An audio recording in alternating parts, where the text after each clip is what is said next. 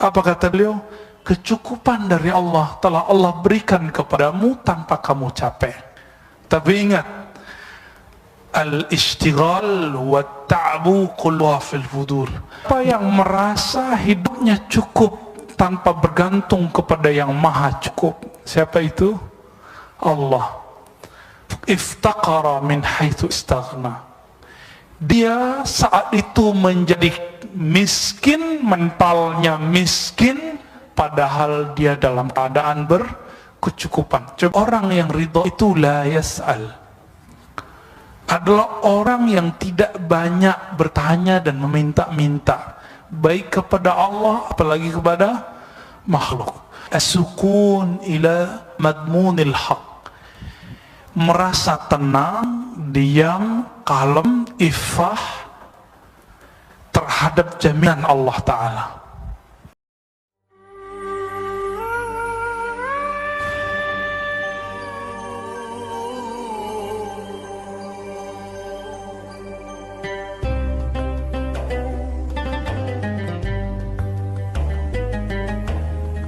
Tawakkul as-sukun ila madmunil haq.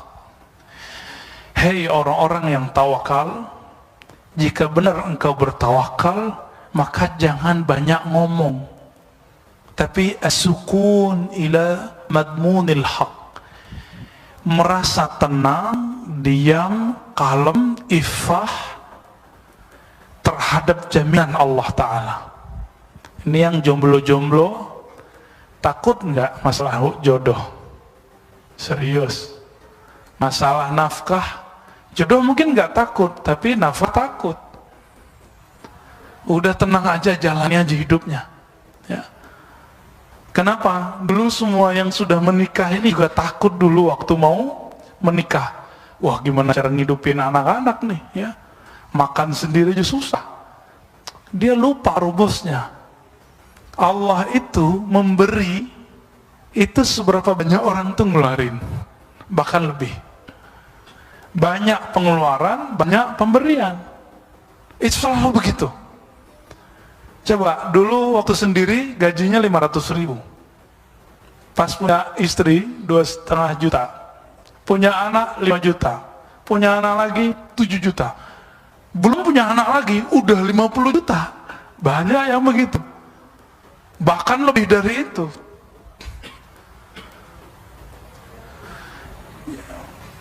Jalani aja, ya. Jadi apa yang disebut tawakul? As-sukun, merasa tenang, merasa damai, merasa percaya, trust kepada jaminan Allah Ta'ala. Orang kalau percaya itu masih ada ragu nggak? Jadi kalau masih bertanya-tanya, besok, nanti, tahun depan aku gimana nasibnya, itu orang belum tawakul, ya. Bertawakal ke tempat bekerjanya. Maka di Quran dikatakan bertawakallah, ya, fatawakkalu, ya, bertawakallah kamu kepada siapa? Alal hayyil ladzi la yamut, kepada yang maha hidup tidak pernah mati. Mohon maaf, orang tua kita hidup, ada yang sudah mati. Ya, ibu saya pun sudah meninggal. Masih muda, kata orang, 58, 59. Punya bos nggak? Dulu yang punya bos, atasan, sudah meninggal, ada nggak? Ada. Banyak.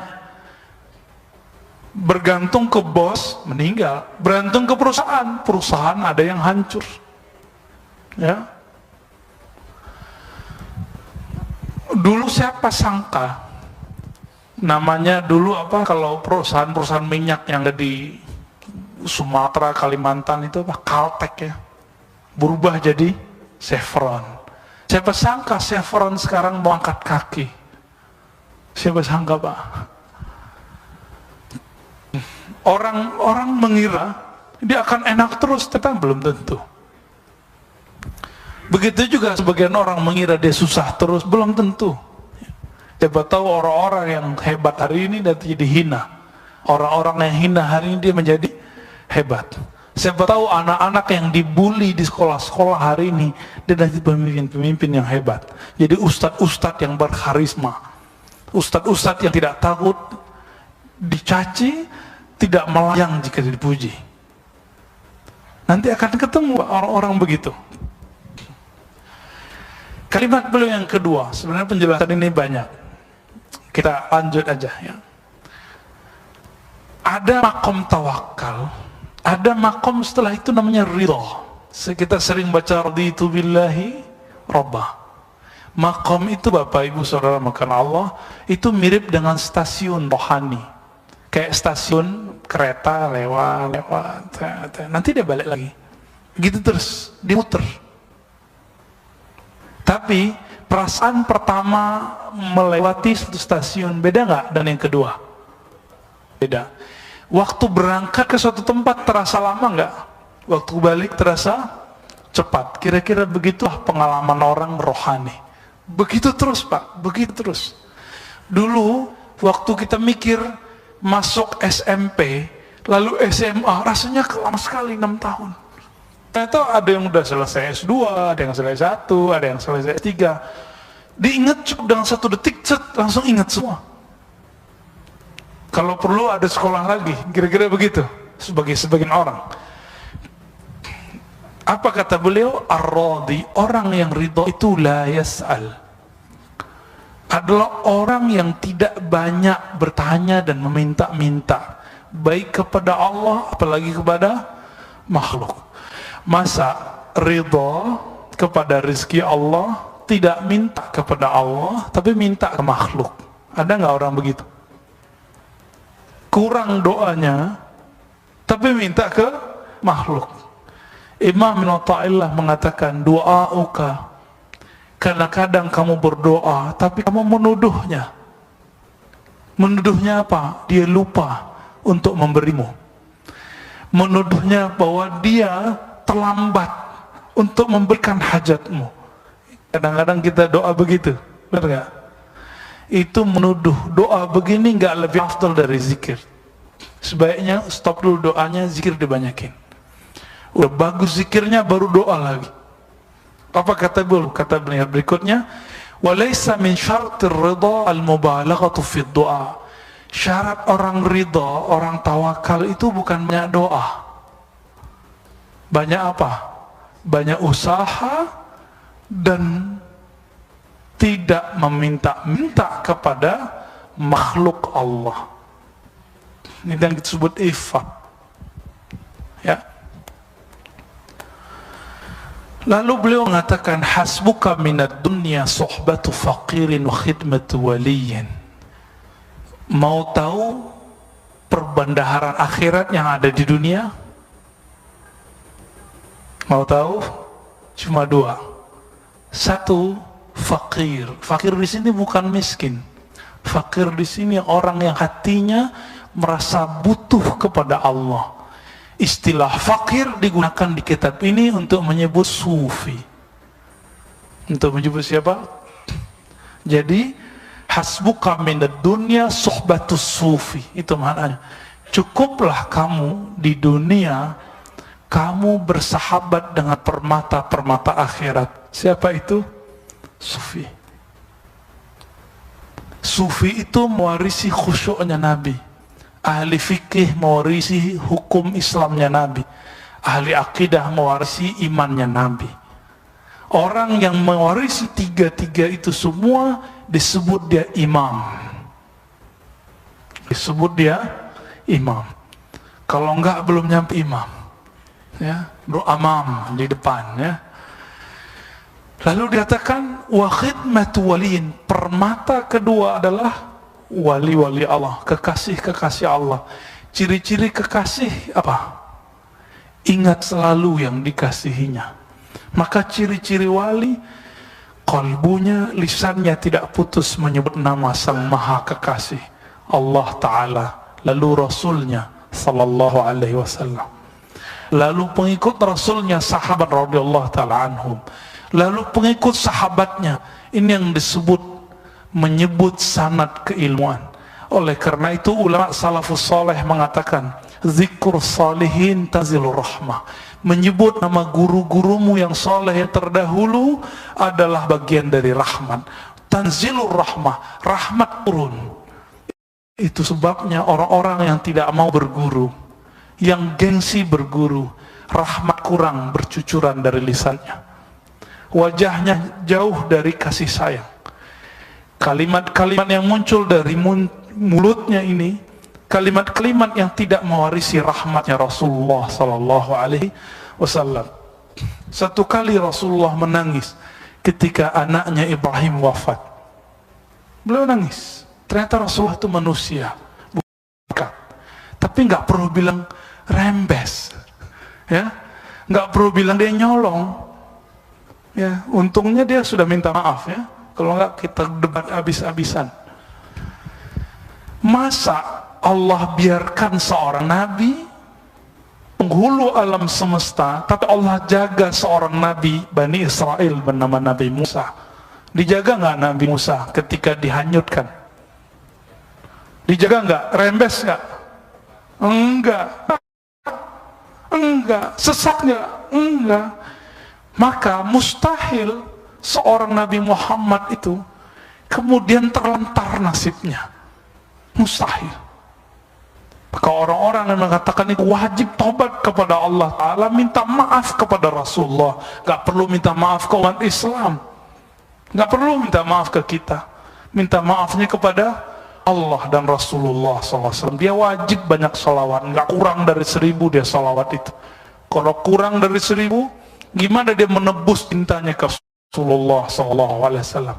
Guru-guru kita untuk menebus emosionalnya yang tinggi, kebencian yang ada di kalbunya, dia kemudian menebusnya dengan salawat. Angka itu nggak penting, tapi untuk disiplin jadi penting. Khidmatu waliyin, maka ciri-ciri wali itu orang yang tidak luput lisannya menyebut nama Sang Maha Kekasih. Siapa itu? Allah, ya. Menyebut Asmaul Husna. Antum suka seorang perempuan, tapi yang disebut nama cewek lain, itu namanya apa? Mendua, meniga. Apalagi tuh, menempat nggak ada ya? Adanya menempati hatimu gitu ya? Nggak ada. Jadi ketika orang mengatakan aku cinta kamu, tapi yang ingat yang lain, maka dia pembohong. Cinta Allah, wallahi, demi Allah, cinta Allah. Coba diingat, berapa banyak menyebut nama Allah setiap hari. Abu Hurairah, saya sering sebut, 12.000 kali menyebut nama Allah setiap hari. Dan ditanya beliau, kenapa engkau zikir sebanyak itu? Jawaban beliau apa? Aku menyebut nama Allah, memuji Allah sebanyak nafas yang aku ambil. Kira-kira bagi dia 12.000. Kira-kira. Nggak ada, Pak, kita yang sanggup begitu. Kalau ada orang hari ini sanggup zikir seperti para sahabat, kita sebut majnun, orang gila, so alim. Tapi kalau kita hidup di zaman para sahabat, kita akan bilang, sesat, orang sesat. Bentar-bentar buka handphone, ya. Kalau buka handphone nggak zindik, tapi kalau pakai tasbih zindik. Allah, kebalik sudah. Saya khawatir ini yang Nabi sebut di akhir zaman, yusaddaqu. Siapa yang yusaddaq? Al-kazib. Yusaddaqu fiha al-kazib. Ketika di akhir zaman di Sunan Ibnu Majah, dibenarkan orang-orang yang bohong, dipercaya ulama yang bukan ulama, dipercaya wali orang bukan wali, dan sebaliknya yukazzab, ya, dibohongi, tidak dipercaya. Jika ini ulama, gak dipercaya ulama, yang dipercaya yang bukan ulama. Orang yang berjelas jalur hidupnya itu jalur ulama, itu gak dipercaya. Yang dipercaya yang jalur hidupnya jalur lain. Masa insinyur baca buku terus jadi ustad? Musisi obat jadi ustad? Ya gak apa-apa, bagus, tapi jangan ngomong hukum. Itu aja masalahnya. Karena kita untuk dapat izin berfatwa bertahun-tahun, seperti seorang dokter bertahun-tahun baru dapat izin untuk diagnosa penyakit. Jadi saya menghimbau antum yang mantan musisi, nggak ada mantan insinyur ya, dokter, apalagi filsafat ya, apalagi pendidik yang bukan ahli hukum, ahli usuluddin, ahli syariah, udah stop ngomong hukum. Jika dakwah akhlak, dakwah motivasi. Karena dakwah tidak terbatas pada ahli hukum, tidak terbatas pada ulama. Dakwah bisa pada siapapun. Kita yang bukan ustadz, kita bisa dakwah. Tapi kalau fatwa, mesti ulama. Ya, aku udah ngomong fatwa panas lagi. Ya. Allahumma salli ala Nabi Muhammad. Maka permata akhirat di surga yang ada di bumi, dua tadi. Orang yang mewarisi khusyuknya Nabi disebut di kitab ini fakir. Mereka lah para sufi yang tidak putus menyebut nama Allah, merindukan Rasulullah sallallahu alaihi wasallam. Saya mau tanya lagi, cinta Rasulullah, rindu Rasulullah, rindu cewek, rindu seseorang, sering ingat dia nggak? Kita kalau rindu seseorang, mau jalan ingat dia, pakai baju ingat ini baju yang dia suka, mau tidur ingat dia, bangun tidur bukan alhamdulillahillazi, tapi dia, dia lagi. Makanya zikir orang rindu salah satunya huwa Allah. Maka zikir bukanlah bid'ah. Siapa yang mengatakan ini? Imam Ahlus Sunnah, Imam Abdul Qahir Al-Baghdadi, menulis kitab Al-Farqu Bainal Firaq, ulama yang mewarisi ajaran salaf, menulis kitab-kitab Ahlus Sunnah dan aliran-aliran yang berbeda dengan Ahlus Sunnah. Dia tulis Al-Farqu Bainal Firaq, kemudian Usuluddin, macam-macam kitabnya. Lalu muridnya Abdul Muzaffar Al-Isfaraini menulis At-Tafsir, ya. Mereka sudah menggariskan itu. Jadi mari, nah di situ disebutkan ulama-ulama Ahlus Sunnah itu ada 7 macam. Nomor 7-nya disebut sufi. Maka siapa yang menghujat sufi, menghujat ulama Ahlus Sunnah. Di sini banyak yang sufi yang ngisi. Ya, Kiai Ahmad Shadiq, ya, guru kita Sayyid Aqil Munawwar, itu sufi berat itu ya. Tapi belum, basicnya bukan sufi, basicnya apa? Ahli fikih, ahli hadis, profesor di bidang itu, dan beliau qalbunya lembut sekali. Banyak lagi, ada Habib Umar ya di sini. Oh, banyak sekali. Kalau saya belum sufi, saya baru suka film. Saya belum ulama, saya baru mencintai ulama, saya berguru ke ulama. Maka saya tahu ini ciri-ciri ulama, ini bukan ulama. Karena berguru ke ulama, bukan ke ubaru. Antum berguru ke ubaru sih ya.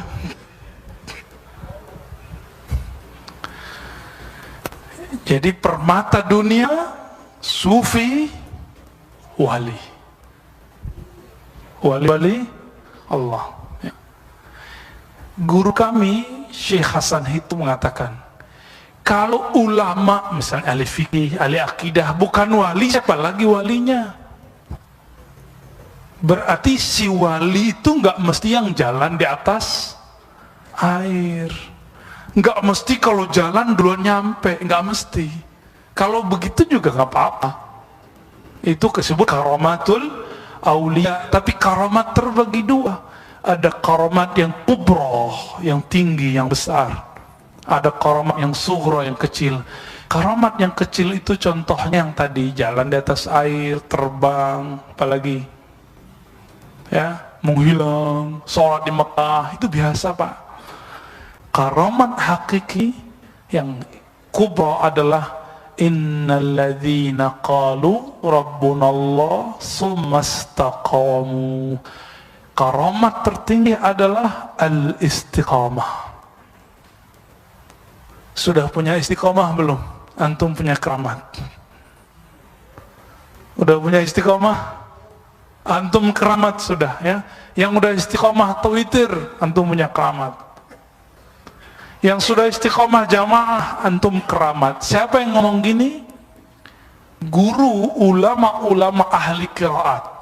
Hatta ulama ahli qiraat Indonesia, Kiai Ahsin Sakho, Dr. Ahsin Sakho, itu bagus sekali bacanya. Guru namanya Syekh Aiman Suwaid.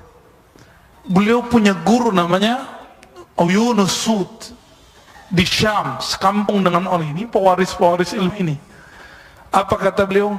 Min karamati syekhi alla yatruka salat al-jamaah tula hayati. Di antara keramat guruku, dia tidak pernah meninggalkan salat jamaah sepanjang hidupnya, safaran wala hadaran, ya. Safir ataupun hadir, lagi jalan jauh ataupun lagi mukim, selalu salat jamaah. Nggak mesti di masjid, kalau lagi safar bisa di jalan, di mana aja selalu sholat kita cuma dari Bintaro ke Ciputat sudah ninggalin sholat jamaah. Benar nggak? Ya.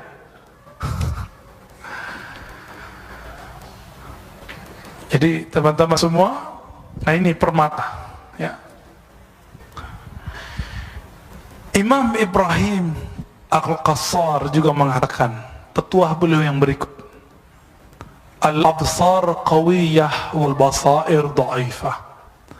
Seseorang jika mata zahirnya terlalu liar, terlalu kuat, maka mata batinnya akan sangat lemah. Kalau mata ini sering buka, melototin orang, ngeliatin orang, maka mata batin akan. Itu sebabnya para ulama sufi kalau zikir pejamin mata, itu enggak bid'ah. Salat boleh enggak menjamin mata? Ulama kita ikhtilaf. Tapi yang paling kuat boleh jika khusyuk. Tapi kalau menjamin mata tambah kusut, bukan tambah khusyuk, makruh. Itu yang disebut makruh. Atau imamnya dia sir terus, bahkan takbirnya sir, maka makruh menjamkan mata. Baru pejamin mata pikiran udah kemana-mana, itu makruh. Jadi pejam tidak pejam itu masalah media, bukan masalah pokok ya. Itu persoalan fikih, tidak ada di hadis ya.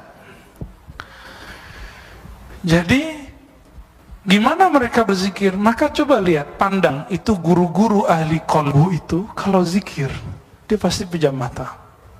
Subhanallah, subhanallah, subhanallah. Kenapa pejam mata? Imam Ghazali mengatakan qalbu itu dia punya antena-antena. Salah satu yang paling kuat namanya basar, sifat yang ada pada mata. Ketika si basar dibuka, maka si basirah, si kalbu akan tertutup. Namun kalau sudah terlatih seperti para wali dan para nabi, maka mau matanya kebuka ataupun tertutup sama. Inilah makomnya nabi. Apa kata nabi? Tidur mataku wala tanamu qalbi, tapi tidak tidur kalbuku. Pernah ngalami nggak? Pernah ngalami diangkot ya, denger kan kiri gitu ya. Nah, bukan yang itu ya. Apalagi kata beliau, man iktafa bi ghairil kafi iftaqara min haitsu istaghna. Siapa yang merasa hidupnya cukup tanpa bergantung kepada yang maha cukup, siapa itu? Allah. Iftaqara min haitsu istaghna. Dia saat itu menjadi miskin, mentalnya miskin, padahal dia dalam keadaan berkecukupan. Coba lihat, Kenapa banyak koruptor? Koruptor rata-rata miskin apa kaya secara fisik? Materinya banyak, duitnya banyak.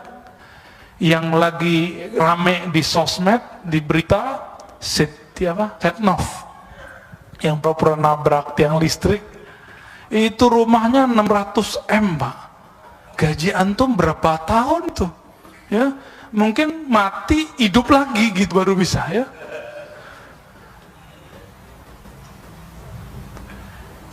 Kurang apa dia sehingga dia kemudian korupsi? Gak kurang apa? Ini yang disebut. Jadi ini kalimat kayak kutukan, tapi sebenarnya bukan kutukan. Yang merasa cukup dengan yang dengan zat, dengan orang yang tidak bergantung kepada yang maha cukup, yaitu Allah Ta'ala, maka dia terlaknat, terkutuk, kualat menjadi orang yang bermental miskin. Maka coba lihat di tempat kerja kita, orang-orang yang bergantung ke bos, itu mentalnya mental miskin. Walaupun dia punya mobil, dia punya rumah bagus, mungkin istrinya pun lebih banyak dari kita, ya. Mau dikutuk jadi orang miskin? Nggak mau, ya. Baik.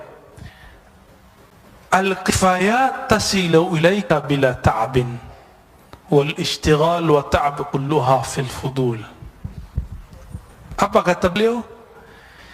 Kecukupan fasilitas Allah Ta'ala datang kepadamu tanpa susah payah.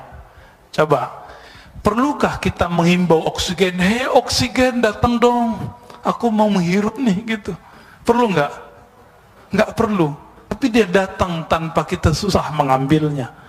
Ada yang pernah mengalami sesak nafas? Susah nggak? Lalu dikasih oksigen murni, sejuknya bukan main, dan itu harganya mahal, 1 liternya udah sekian. Apa kata beliau?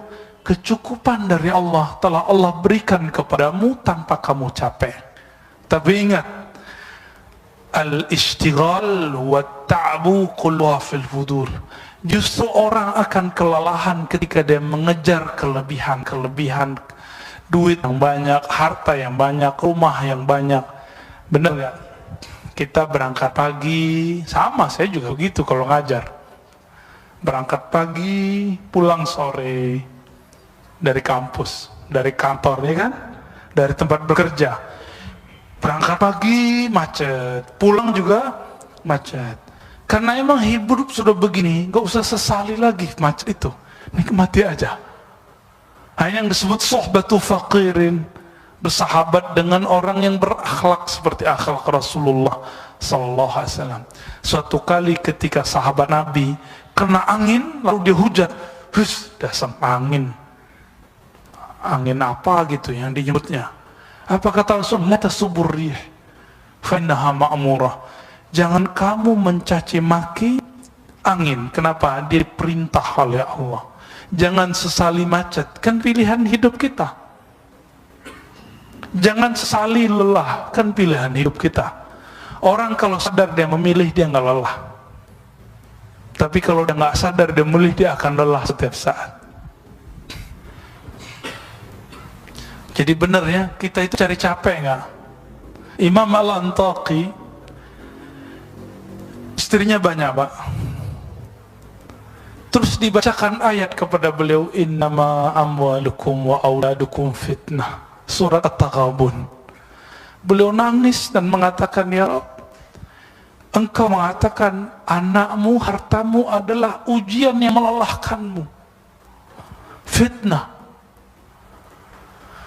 Apa kata beliau? Ya Rabb, nazidu fitnatan, kami justru pengen nambah fitnah, nambah anak, nambah istri kan. Istrinya paling umurnya kalau 40 baru 4 atau 2 atau 3. Kalau menambah lagi, yang nambah istri. Maka beliau punya istri banyak, lalu punya anak, nyari duit, nyari kerjaan, dan itu melelahkan semua. Coba lihat, benarkah ini amwal, harta, bekerja itu kan jalan mencapai harta. Di situ ada fitnah. Apa di fitnah? Ujian. Gesekan. Antum yang kerja setiap akhir tahun gesekan nggak? Nanti dipromosiin atau tidak, itu stres loh ya. Bisa sakit tipes di akhir tahun itu. Naik gaji apa enggak ya tahun depan, itu bikin stres loh Pak. Saya pernah mengalami soalnya ya. Itu bikin stres bagi orang-orang yang dia menggantungkan hidupnya kepada bosnya atau tempat bekerjanya. Iftaqarah. Dia mendadak menjadi bermental miskin padahal dia kaya. Dia udah cukup tapi merasa tidak cukup. Nah ini, saya takut sekali dengan kalimat ini karena ini membicarakan kita semua. Ada kalimat yang paling berat Pak bagi saya dan kita semua. Apa kata beliau? Ad'aful khalqi man du'ufa an rabb syahawati. Makhluk paling lemah itu adalah makhluk yang paling tidak kuat menahan syahwatnya. Dan kita semua adalah orang-orang yang tidak kuat menahan syahwat kita. Baru lewat yang bening gak kuat gitu mata untuk ditarik. Maunya ketrik ke situ. Bener gak? Eman lewat mata, lidah, terus semuanya sampai ke ujung kaki begitu. Jadi kita ini makhluk paling lemah. Jadi orang kuat itu bukan yang baru menikah lalu tahan 3 jam Pak. Bukan itu ya. Yang belum nikah mohon maaf antum belum mengerti ya. Bukan itu, bukan. Bukan orang yang banyak istri terus super gitu, bukan. Tapi yang kuat, yang mampu mengendalikan syahwatnya. Semoga kita termasuk itu ya. Jadi kalau dibalik apa? Aqwal khalq man qawiya ala raddiha. Maka sebaik-baik, sekuat-kuat makhluk ya Allah yang paling sanggup, yang paling kuat mengontrol hawa nafsunya. Tapi ada nafsu yang berat untuk para dai, para ustaz, para ulama. Apa? Lisan. Ini paling berat bagi ulama.